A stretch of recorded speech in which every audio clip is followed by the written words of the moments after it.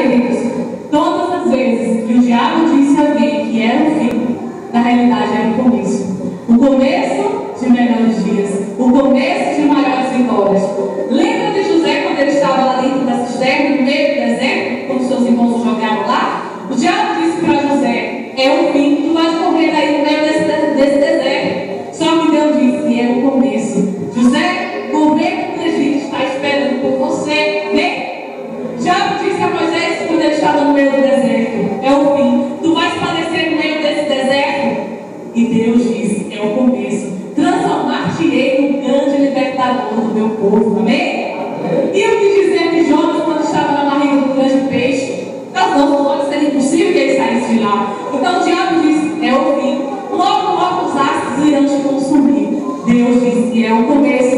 Nínive será salva através da tua pregação. Amém? E o que dizer agora de Esther? Ela estava escravizada juntamente com os outros hebreus. E o diabo disse para Esther que era o fim, que era morrer escrava sem direito a nada. Deus disse: é o começo. Transformar-te-ei na rainha dos medos e dos persas. Amém? Louvado seja Deus. E o que dizer de Daniel? Quando estava na cova dos leões, o diabo disse: é o fim. Logo esses leões vão fazer você picadinhos. Deus disse: não, é o começo. Daniel, a tua história mudará o mundo. E nós conhecemos o livro de Daniel, que é repleto de profecias para o tempo do fim, e que realmente tem mudado o mundo. Amém?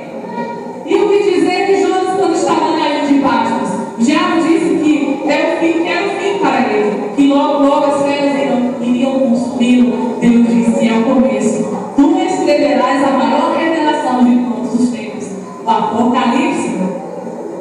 E o que dizer de Sadraque, Mesaque e Abednego quando estavam naquela fornalha ardente? O diabo olhou para aqueles três homens e disse: é o fim. Logo vocês serão apenas cinzas. Deus disse: não, é o começo. Transformar-nos em grandes embaixadores da Babilônia.